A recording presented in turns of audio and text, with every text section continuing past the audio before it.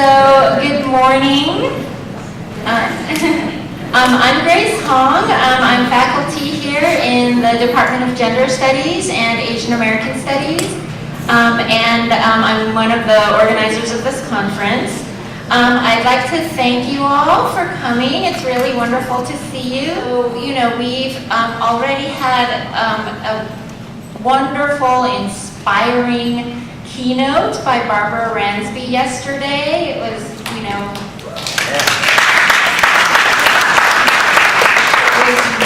really quite a perfect start to our symposium. And we have an incredible slate of panels and talks today. So without any further ado, I'd like to hand it over to our first panel, featuring Marcia Chatelain and Tanisha Ford, with Eula Taylor as moderator. How's everybody doing? I'm really excited to be here today, and I'm very excited to introduce our two speakers. Marcia Chatelain is an associate professor of history and African American studies at Georgetown University. She is the author of the book Southside Girls: Growing Up in the Great Depression. Chatelain has received funding from the Harry S. Truman Scholarship and the Ford Foundation, as well as several teaching awards at Georgetown University. She received degrees in journalism and religious studies from the University of Missouri and holds an AM and PhD in American Civilization from Brown University. Chatelain has appeared on MSNBC, CNN, C-SPAN, and PBS to discuss her project, #Ferguson Syllabus, in which she used Twitter to organize a national faculty response to the crisis in Ferguson, Missouri in 2014. Chatelain has also written pieces for the Washington Post, TheAtlantic.com, the Chronicle of Higher Education, and Time.com, as well as other national publications. Recently, she served on the Georgetown Working Group on Slavery, Memory, and Reconciliation. During the 2016-2017 academic year, she is the Eric and Wendy Schmidt Fellow at New American Foundation. You can hear her chat with her students each week on her podcast, Office Hours, a podcast. You are brave.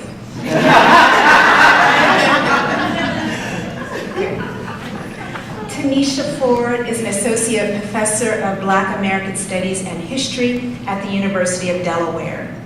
She is the author of Liberated Threads, Black Women, Style, and the Global Politics of Soul, which narrates the powerful intertwining histories of the Black freedom movement and the rise of the global fashion industry. Liberated Threads won the 2006 Organization of American Historians Liberty Legacy Foundation Award for Best Book on Civil Rights History. She studies social movements history, feminist studies, material culture, popular culture and entertainment, and fashion, beauty, and body politics. Her public writings and cultural commentary have been featured in diverse media outlets and publications, including the New York Times, The Root, The New Yorker, Ebony, NPR Code Switch, Fusion, News One, New York Magazine, The Cut, Yahoo, Style, Vibe Vixen, Feminist, the Journal of Southern History, NKA, Journal of Contemporary African Art, The Black Scholar, and New York Times City's Hot 97. She is currently working on 2 book projects. The first is a history of Black style, from Black Power to #Black Lives Matter. The second centers on Black women activist socialites of the mid-20th century, who hosted lavish galas, fashion shows, and pageants in cities such as New York, Chicago, Washington, D.C., New Orleans, Paris, and Berlin, to raise funds for the burgeoning Black freedom movement. She lives in New York City. Please join me in welcoming our panelists. The idea of sitting together and thinking about a Black feminist vision has been very helpful for me as I experience I think Tanisha and I were talking about, like, I guess we're mid-career now, but we feel so young and new to all of this and all of the ideas. And so I'm just going to reflect a little bit about my book, Southside Girls, Growing Up in the Great Migration, Black feminist practices in the academy, and then my new project about how McDonald's became black. And there's like a day it happened. And so I think that we have a good number of graduate students in the audience, and I think that when I present about my work, this is really for the graduate students, because the struggle is so real, and I think when we talk about vision, you can't imagine finishing your dissertation, let alone kind of building an intellectual framework in which you want to make a difference. And so I want to talk a little bit about what brought me to my book, Southside Girls, and this is the cover image for the book. Growing up, I watched a lot of TV. I grew up in Chicago in the 1990s, and like many people who had families of working people, I didn't have a life with activities. Like, there wasn't stuff, there weren't like sports and clubs, but there was always television, and I loved television. And one of the things that I found growing up as a young black girl in the 1990s was that there were conversations that were happening on television that were shaping my sense of urgency for something that is called feminism, but I didn't know what it was called. And I think about these moments in terms of seeing Clarence Thomas's confirmation hearing. I was also unsupervised, so I just watched whatever I want. So watching Clarence Thomas's confirmation hearings, the O.J. Simpson trial, the Million Man March, and those three moments really shaping my sensibilities about a conversation that was being had about black masculinity and young black males as endangered, and wondering where girls were. And I think in the 1990s, girls were imagined as a problem of representation, so young women in rap music, that's what we used to call it, or in terms of a city like Chicago, the crisis of unplanned pregnancies. Those were the places where girls appeared. And I remember a moment in high school that I think has defined my intellectual trajectory. It was during the Million Man March in 1995, and Louis Farrakhan was a very important figure nationally, but particularly in Chicago. And the ask was that on the day of the Million Man March, families keep their daughters home from school, right? I went to a predominantly white private school, and one of my classmates did not go to school that day, and the next day she appeared with a note, and she gave it to one of my teachers, and I was just watching. The teacher opened the note and read it and said, Million Man March, and then he looked her up and down. He says, I don't see a man in front of me, I don't get what this is. And this humiliation of my classmate stayed with me. Years after high school, through my undergraduate years at the University of Missouri, that moment and that sense of dilemma in teenage women in Chicago about what we were going to do with the Million Man March followed me as I made the decision to pursue graduate education and ask the question about black girlhood. How does it appear, and how does it animate the choices that black communities make? And so when I started graduate school, I didn't know what I was doing. But I remember one thing someone told me. They said, you know, as a historian, you're not sorting out the past, you're reconciling your feelings about the present.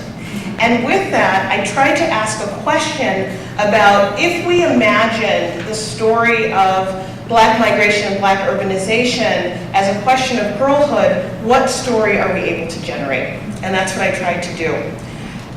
One of the things that I think was very difficult in writing about black girlhood during the Great Migration is to resist the idea of hopefulness. That if we imagined the contradictions of migration as one that girls experience as not fulfilling a series of promises or hope, what can we learn about how black girls critique and how they operate in community? And so one of the things I think was really a challenge was to imagine black migration and black girlhood moving closer to a sense of liberation, but knowing that it would never be fully fulfilled. And so in Southside Girls, I really grappled with this idea of the audacity of black hopelessness. And I think our girls are able to tell us that story. And so that was an amazing experience. And when I was done with my book, which I often describe as my long national nightmare, I had the opportunity to be reflective about what that process meant. And one of the things that I took away from the experience was this idea of the archive as a neutral space in which we all just work and we make a decision about the archive. When I first told people I wanted to write a book about Black girls in Chicago, the first question is, well, what's your archive and how are you going to get this population, right? They're not there. And a strange thing happened is that they actually were there, no one cared that they were there. And I point to this wonderful cartoon about E. Franklin Frazier that the federal government put out, this like little explainer about his importance in Black America. But I talk about the Frazier papers specifically because as I was searching archive after archive, looking for Black girls' voices and saying, well, maybe people are right, they're not there. I was at Howard University's Moreland Springer Research Center, and I had one last box to look at. And they said, well, there's maybe something in this archive, good luck. And it was really hot, it was August in DC. And so I opened the box, and the very last notebook says, Interviews with Negro Girls, 1929 to 1932. And I thought maybe the heat had caused me to have it. It was like a mirage. I need to get some water. But I thought to myself, well, this has been here. This has been here. And then I said, maybe I don't know how to use JSTOR.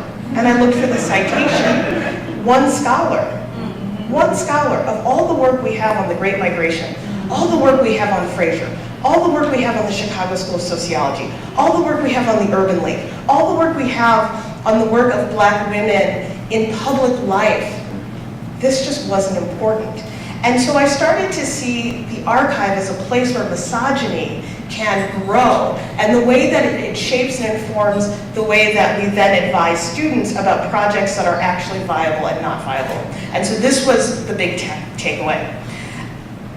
In addition to the experience of writing a book, the process of the book also allowed me to see the ways that a commitment to Black feminist praxis in research also informs the work that we produce. And so one of the things that I wanted to ensure in my book's acknowledgement was I talk about the invisible hands that allow me to do my research. So the hotel cleaners, the cooks, the wait staff, the library assistants, the security guards at the archives, the work study students who photocopy my materials and process my reimbursement receipts, to imagine that my book was one of the entry points to ensure that their labor is recognized and protected in the various ways that their precarity is kind of the ways that we balance budgets in colleges and universities. And increasingly, the more time I spent writing about working people in the Great Migration, the working people who allowed me to be a researcher on the Great Migration became clearer and clearer to me, right? And so when we think about a Black feminist vision for research, we have to remember all the people who allow our research to happen. And so that was one of the ways in which thinking about the vision of the research and the vision for the world I want to see came together. And the last thing I'm going to talk about is how McDonald's became Black. So one of the things I did in addition to watch a lot of television is I ate a lot of McDonald's growing up. And McDonald's is a really special place for me because we ate a lot of our meals there. It was one of the first places I could go by myself and with my friends. But one of the McDonald's that I often visited was a Black history themed McDonald's. If those of you from Chicago, on Jackson and State, it's a 2-story McDonald's, and they have pictures of George Washington Carver and Frederick Douglass. And as I returned to Chicago to work on Southside Girls, I thought to myself, why is so much of the Black cultural and intellectual life that I engage with underwritten by African American McDonald's franchise owners? And this was just something, for those of us who grew up in cities, the McDonald's College Scholarships, the first time that I ever learned about the Great Migration, I was on a Black history quiz show for kids, and all the prizes were paid for by Black McDonald's franchise owners. And I thought to myself, I owe them at least a second look at what they do. And so I'm writing a book right now about this moment in 1968 where the McDonald's Corporation decided to go into the cities, the inner city, that we hear a lot about during the debates. And so this process is the convergence of disaster capitalism and a reinvigoration of Black capitalism, and all of these different forces. And so as I was writing this book, I'm really enjoying it. I think, there are no women in this book.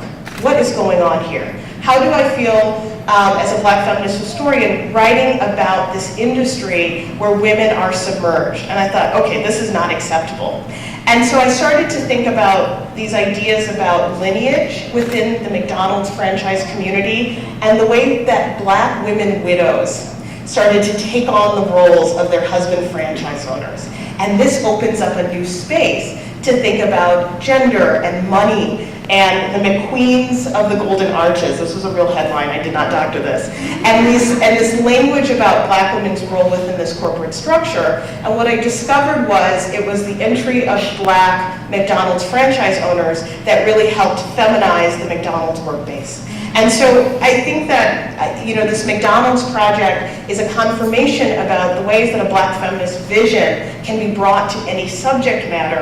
And there's a persistence about how we ensure that invisibility isn't just a matter of the archive said this didn't matter. And the last thing I'm going to say, and I'm not going to talk about this for like 40 seconds, finding feminist strategies of teaching is really important to me. So Twitter is not the greatest convergence of ideas, but boy is it fun and exciting. And so I spend a lot of time on Twitter because it allows me to imagine my teaching practices outside of the university and has been incredibly gratifying. I spend time with high school students as a result of engagement on Twitter and communities that don't go to college, which is important. But the other thing I will say about Southside Girls is that I was approached by a group that does mentoring in Chicago for Black girls, and they said, we would really love to read your book, but our girls can't read at that level. They just can't.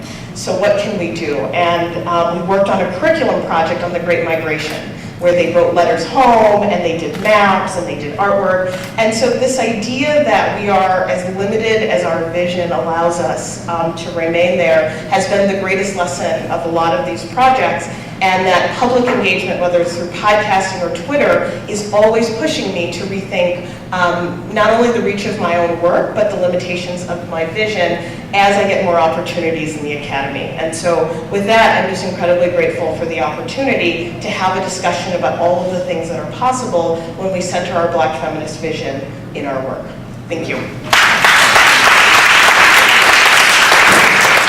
I also want to thank the organizers for extending the invitation for me to be here, and a special thank you to Francis and Trisha for getting me here. You all are top notch. I've traveled a lot of places over the past year, and this all came off without a hitch, and so I appreciate all the work you all have done to coordinate this event. It's always great to have an opportunity to think through ideas, and it's been so long since I've done that. For those of us who've written books or people who are writing dissertations, you kind of get focused on that work. You don't even realize what's being published in the world around you. And so this is my first time to really come up for air and to say, I got some things that I want to say, some ideas I want to work through and talk through. So I really want to take you up on your offer, Sarah, to really use this as a space to think through a new idea or to work through something that's definitely in process. And so for me, I want to open up my Black feminist mind for you all and give you a sense of the vision I had for my first book, but also the lessons I've learned from that book and how I plan to use those lessons to envision another project, one that might even exist off of the page as an oral history project. So last year around this time, I published my first book, Liberated Threads, Black Women, Style, and the Global Politics of Soul. And I can explain a little bit more later and also in the Q&A as to what this book is about. But what I really want to focus on in this particular moment is the fact that this book centered on one major question. And that's, what can the everyday practice of getting dressed teach us about the experiences of Black women across the African diaspora? Okay, so there's a way that getting dressed is something that we all do. That when I looked at movement history from the Civil Rights and Black Power movement era, when I looked at the images, there seemed to be a conversation that was taking place around dress, but that conversation was not central to the scholarship. And so I wanted to know what would happen if we center the bodies of Black women and the practices of getting dressed, how might that shift the historiography or the way we understood that movement and how it was told?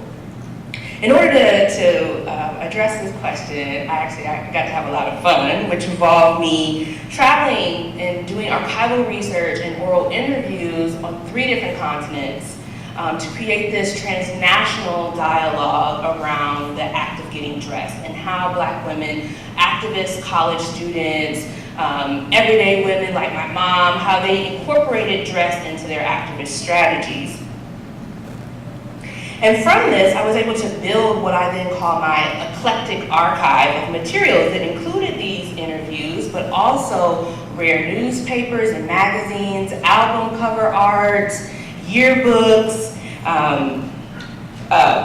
personal letters and correspondence between the activists and fashion designers that I was interviewing for my work.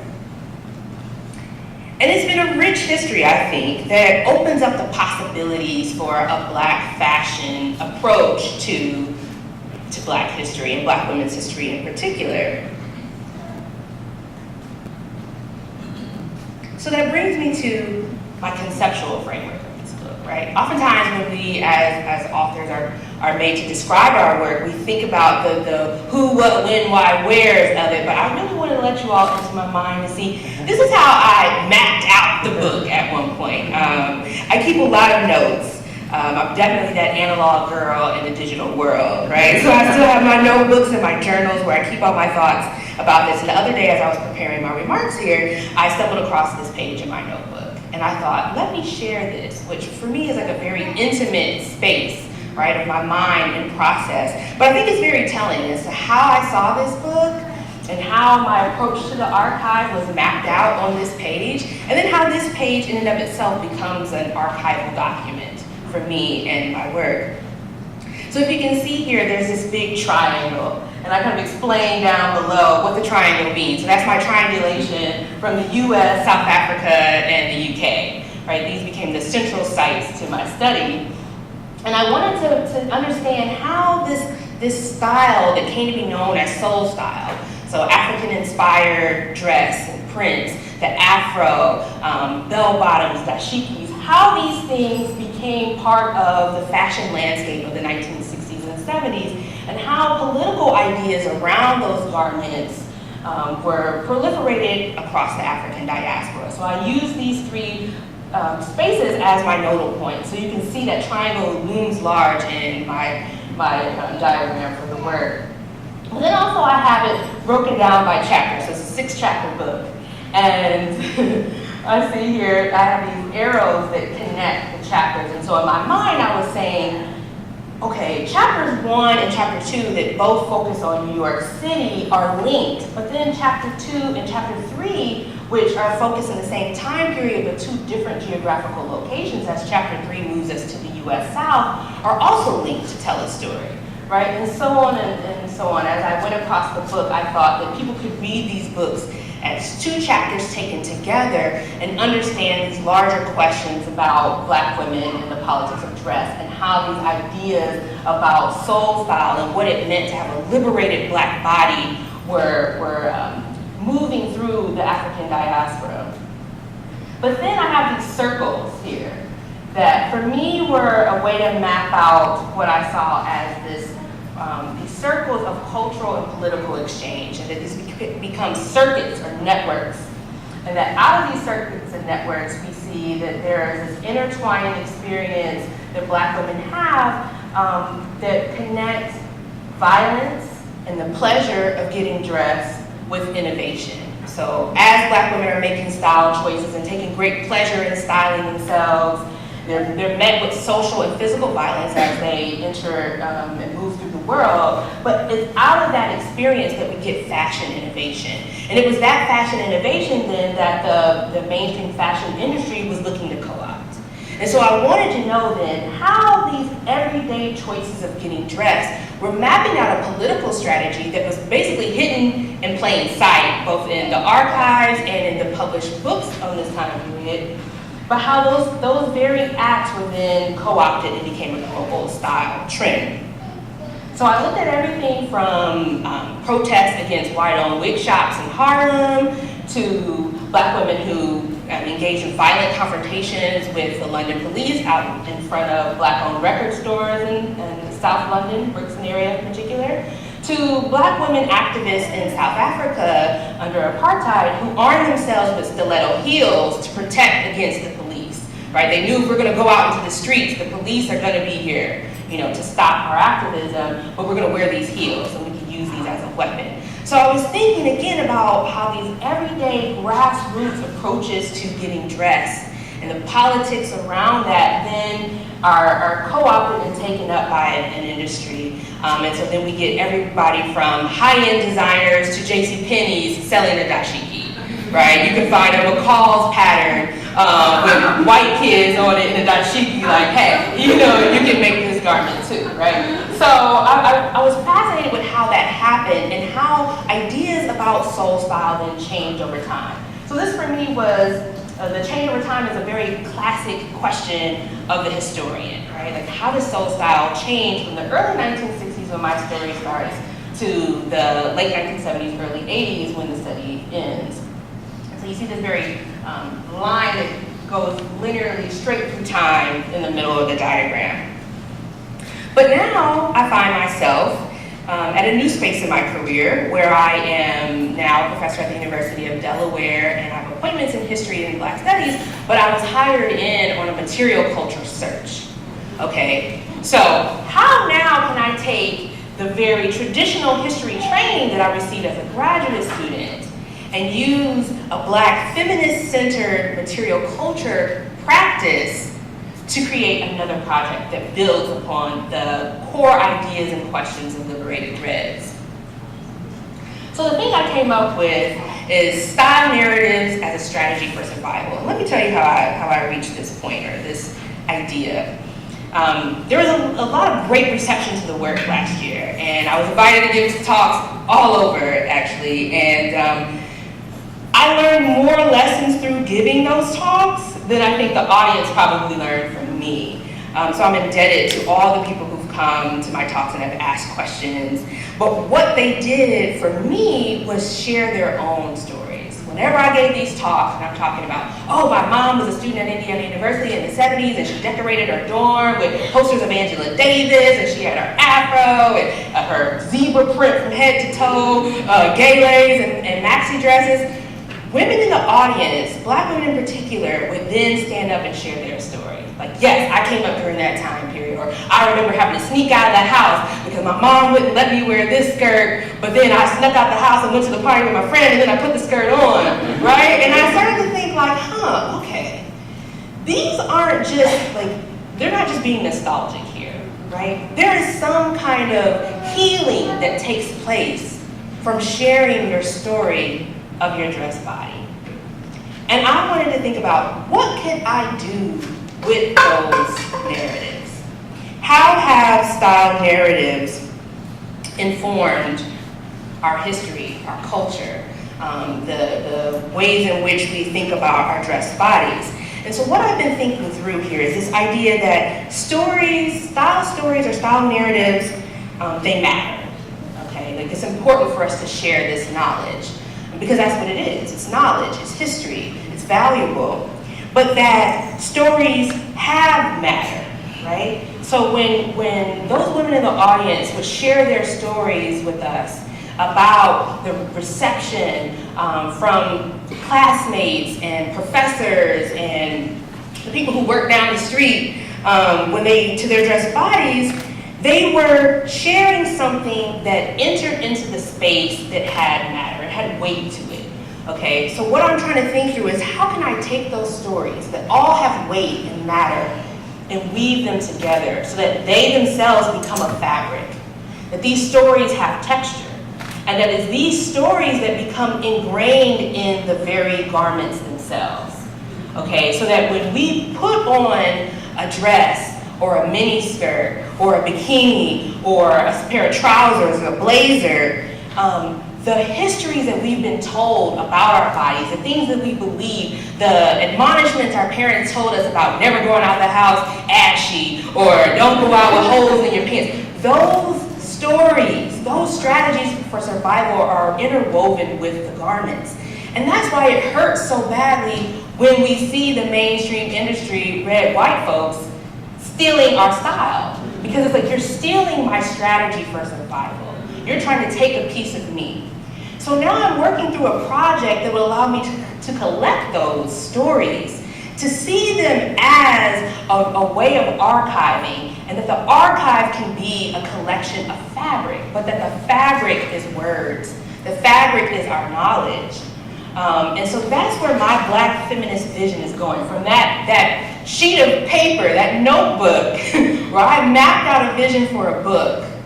Now I'm getting all emotional. Where I mapped out a vision for a book. And now I'm thinking through, like, how can this become an archival project that allows me to collect the narratives of Black women. Maybe it started out in a local community, but moving internationally. So hopefully during the discussion period, we can think through what could that look like, because that's where my mind is at the present moment. Thank you. Well, thank you for your talks and basically exposing us to how your first book project is basically igniting new projects around, McDonald's, as well as around style narratives that matter, and this whole notion of stealing style. And when both of you were talking, what came to me was this whole notion of marketplace feminism, right? Where feminism and capitalism come together. And so I was wondering if, Marcia, you could kind of talk about how marketplace feminism comes into your work around McDonald's. Or even, I was even thinking about your mentoring, right? You were talking about your mentoring young girls whose literacy isn't, up to, the standard of their age group, so to speak, and how you are meeting them where they are and exposing them to different ways of thinking about, migration and South Side. But I'm wondering, during those conversations, where does feminism fit in? Are you using this as an opportunity to talk about marketplace feminism? Are you using this as an opportunity to maybe think through if they're wearing t-shirts that say girls rule or girls power, what does that mean for them? So I guess those would be some of the questions that you could think of about around marketplace feminism. The girls and the young women that are in my orbit, it gives me an entry point to talk about feminism, right? Because they want to come closer to the idea. And I would also add Tumblr has done incredible work for Black feminist visions with high school girls. I mean, it's amazing. They are so woke to these ideas. The process that used to require you to take your first intro class, Tumblr is like getting them ready for us. And so this is why I could never hate the internet. And so I think that Beyonce gives us an entry point to asking girls questions. Well, what if people didn't think Beyonce was pretty? Or do you think Beyonce's interesting because she wears fancy clothes? Right. So I think that there's a way that you can enter a conversation about materialism and capitalism, because there's this thing in their minds about Beyonce and a relationship to feminism that I think gives us an entry point. And I think we take our entry points anywhere we can. In terms of McDonald's, I think when I first started writing my McDonald's book, I was critiquing the food justice movement to say it's not just the food. It's not that poor people don't like good food and that they just have to be chastised and then they make these different choices. It's the fact that when the state collapses and McDonald's, people used to register to vote at McDonald's. This is where people like Tom Bradley how they got elected, was through the service of McDonald's. And so when we talk about the collapse of institutions and what people have available to them, I think we have to be very clear about what is undergirding it. And so I think that my McDonald's project increasingly has made me kinder in the sense about understanding the constrained choices that people have under capitalism, and that is an entryway to talk about envisioning something, an alternative to it. Tanisha, in terms of marketplace feminism You know, folks are buying their clothes from somewhere, right? And the fact that, you know, in terms of style, hairstyles, right? Marketplace feminism, the braids, the whole idea of women protesting a wig shop that's not owned by Black people, right? But it is a wig shop. And so I'm wondering, I'm wondering if you could speak to that a little bit.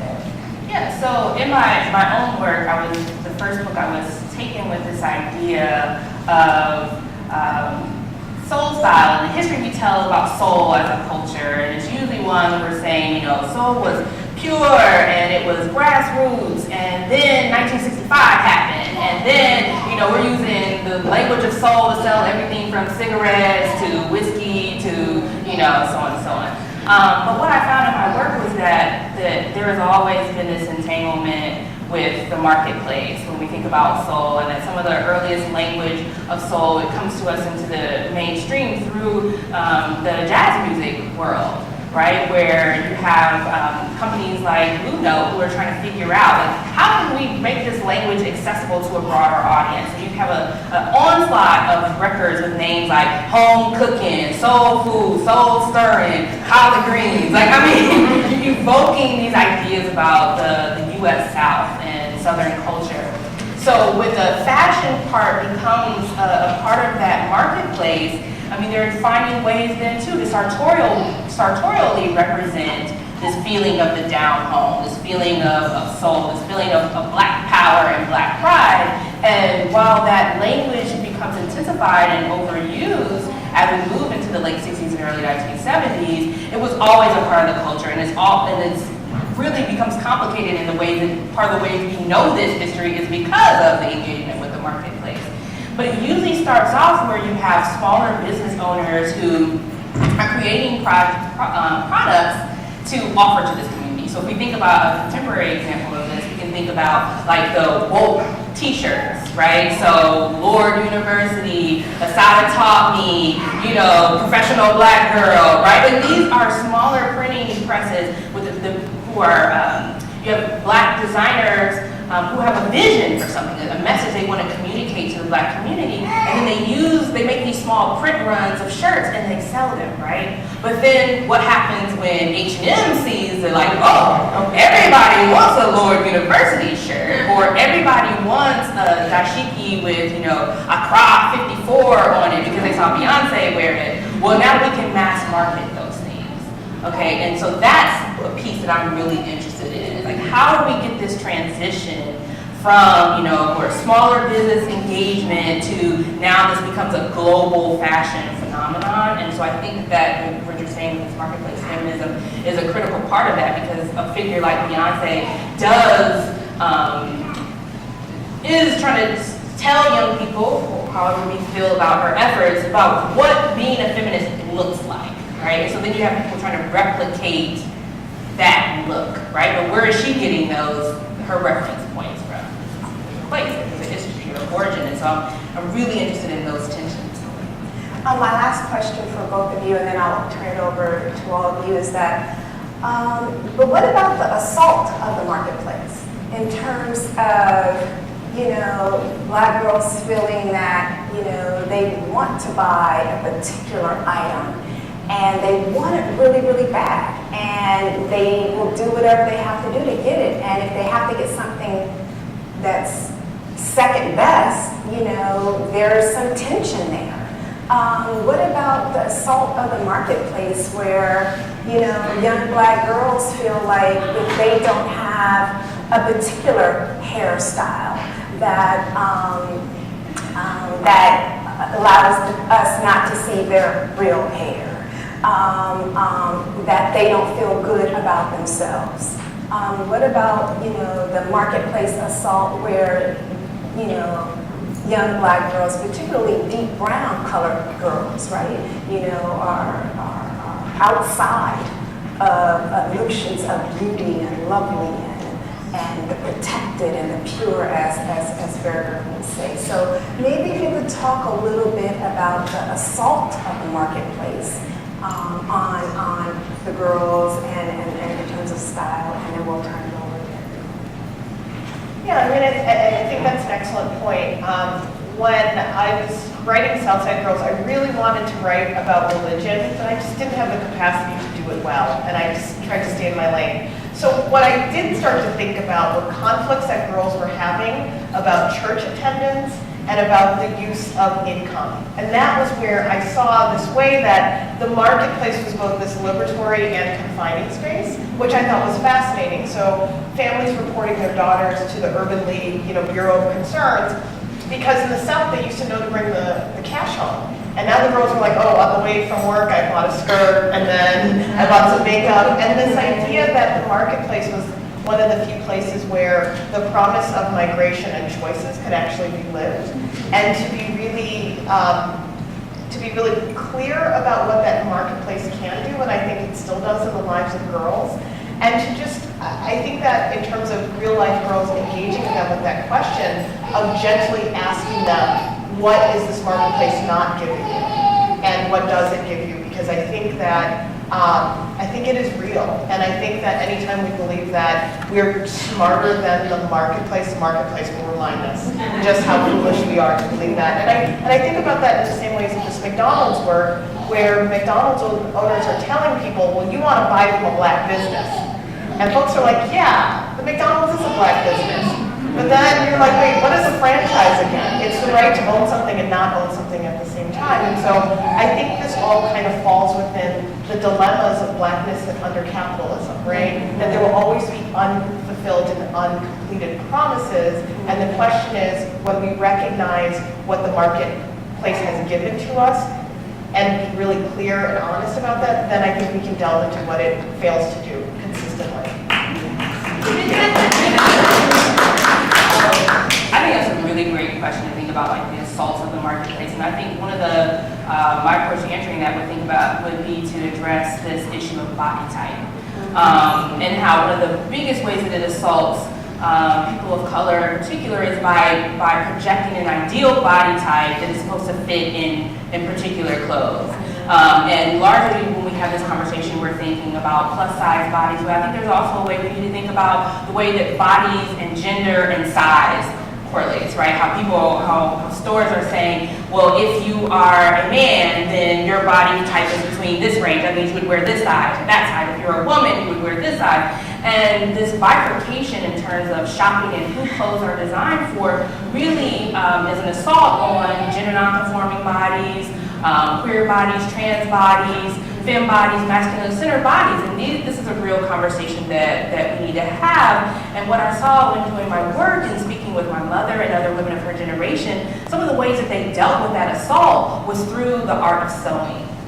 Right? That this was a skill that had been passed down from generation to generation, that they could then stitch their own sartorial realities, right? They could stitch their own sartorial vision. They could take a pattern, or even my mom got so savvy, she would make her own patterns.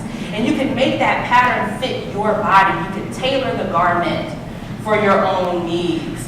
But now it feels like that sewing is becoming a dying art, right? But what I think we also see then is the rise of secondhand shopping and going to thrift stores, because the sizing that we have now, or the ideas about bodies and how they correlate with size, has changed over time, right? So if you can find a pair of pants that were constructed in 1970 or 1980, they might have a different fit. Right? Or just even the space of claiming a vintage or secondhand garment as a way to say, I'm not going to really mess with the industry that wants to pin me down and pin my body down in these ways. And so that's the thing I love about doing this work and studying Black communities in particular, is that again, as I showed on my little diagram there, this pleasure of choosing how we style ourselves, and that kind of marketplace violence and everyday social engagement violence, how it creates that innovation, right? How we're always thinking about how we can transgress the boundaries. And I think that spirit of transgression is what's at the core of my work. If you have any questions, comments, there's a question up there. Oh, I'm sorry. So sorry. It's okay. There's no pressure. There's no pressure. There's a question in the back. Franville.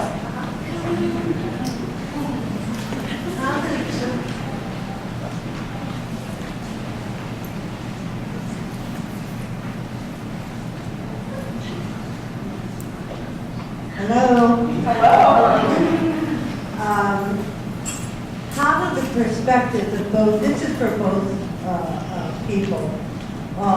Back in the day, one of the things that we were very conscious about was not only speaking to our own agents, but identifying the poorest and the most underprivileged sectors of the black community, being black, talking in terms of black females.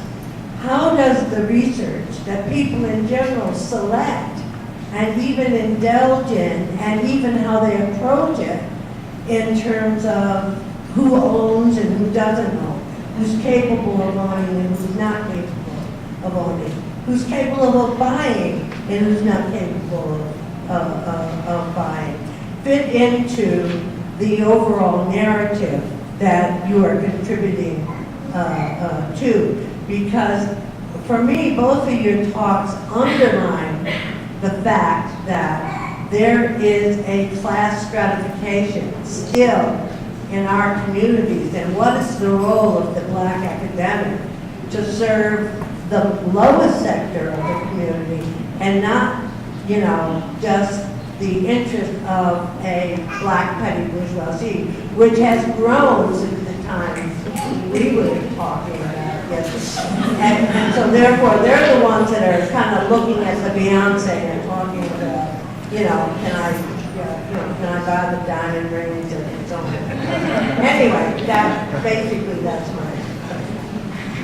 Yeah, that was a really great question. And look, I'm honored to have a question from you. I'm like made it out of here. But Basically, I think that the level of detail and the interest and the expansion of what you're talking about is, to me, just phenomenal. We had to deal with more basic questions, even whether women's equality was correct. I mean, to the point where people are talking about some of your things. But I still have this concern about the lack, because we said, if it doesn't advance the interests of poor black women, we are focusing our interests in the wrong place. exactly. So I think what you're addressing too is one of the problems of the archive, right? Of capturing the voices of poor and working class black women. And one thing that I loved about my research for the first book was that I had to assemble this eclectic archive to even be able to locate those voices, because those weren't the voices that were housed at traditional archives. But to try to triangulate and use those archival materials that did oftentimes center on the experiences of middle class women, but use in everyday things like magazines or even the photographs and diaries of activists who were working in the rural South, for example, helping to organize Southern black communities to vote, like to use those stories and look at them in conversation with one another to try to tell a more rich and robust narrative about what was happening. And that's why, again, for me, this everyday act of getting dressed is something that would allow me to even question what the experiences of black women whose bodies have historically been on the margins of history, what those experiences look like. And with this second project, if I really start thinking about style narratives and collecting these narratives as a strategy, as a research tool and a strategy, what that then also allows us to do is get at the affective, right? Because oftentimes historians aren't grappling with questions of the affective, right? We're thinking about these hardcore material reality questions, but that affective piece is a knowledge, it's a way of knowing, right? So there are the feminist epistemologies there that we can garner from hearing those stories and hearing the range of emotions and expressions that come forth in those narratives, but it's always that tension that's there, right? Not only in terms of how we study what we study, but then how do we present this information to people? Are we only going to speak to audiences like this? Will we make that work connect with communities? And And for me, as someone who's interested in community history, that's always the goal, is to make that work live outside of the academy as well. From a kind of practical perspective, I'm going to say this carefully. I am not, I don't find it degrading if someone calls me a teacher and not a professor, and I will tell you why. Because I think that there's a way that the least interesting thing about me is that I'm a professor at Georgetown. Like, that is so unimportant and not interesting, because that's not the only place in which I think I am an effective person. And so I think, especially for the graduate students in the audience, and I think Barbara's words were so helpful in this, about the framework of like what is the core identity of the work you do, so that if you're talking to a third grade class about the Great Migration, you see the value of it the same way you do in this space or at any age or at something, right? That there are a series of values that animate what the work is for, and I think that because there's such a way that the graduate education process and your years on the tenure track, they're so infantilizing because it's about someone else managing your time. And I think about this a lot because when you research fast food, it's all about these anxieties about time theft. Your workers are stealing your time by sitting down because they've been on their feet for 8 hours, or they're stealing your time by talking to a customer or talking to each other, right? And so I think that we have to resist this desire to like amplify our time in some spaces and not in others. And I understand that these things have structural consequences, but I really try to resist them so that it is worth my time to spend time with girls talking about Beyonce, just like it is worth my time, probably not as worth my time to be in a committee meeting. That's part of my time, right? So I think that we have to just decolonize our ideas about what's useful time as a scholar, and that way we can always center our work where it needs to be. Okay, I think that's the last, that's the last question you're saying? Is that a short one? Okay, a short question. Is there a short question? I'm sorry? Okay, the short question is right here. Hi, good morning. So you mentioned earlier about connecting your work to communities outside of the space, and I just wondered if you could share how you go about that, because again, I'm not really hearing how we're getting this information of poor Black communities, poor Black girls, the girls that don't have $30 to buy Black Girl Magic shirts, right? So how are we getting this information to those communities? Yeah. So I think that for me, I see this happening directly and indirectly. Part of it is, I think one of the greatest honors I had was someone who sent me a link to a Tumblr that was all about using liberated thread as a model to go into working class activist communities in Memphis to talk about, the experiences of Black women activists in those communities. So it wasn't me. I wasn't physically going into the space, but my ideas were going into the space. And so I think that that's part of it. It's about how ideas proliferate. And for me, that matters. I can't be everywhere and I can't do everything, and I can't even dictate how my work will be taken up, but that's part of it. The other thing that really transformed my life and my thinking about my work happened when I was a graduate student and I was doing dissertation research, and I was linked to a community of radical feminists of color who were invested in doing this oral history project in South London, collecting the histories of community activists who were doing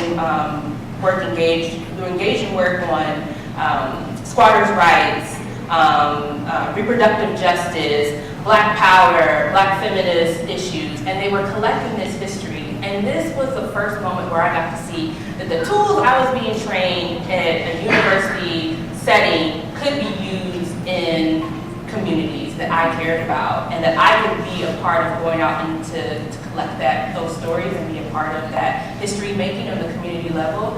And so with this new project, it's still very early on. I'm thinking about what it could look like, but I'm definitely too open to ideas and collaborating with other people who have different political missions to figure out how could that project exist, so that the interlocutors for that project wouldn't just be my other colleagues in the academy. It could be a diverse group of people. So hopefully we can continue the conversation even after this panel is over.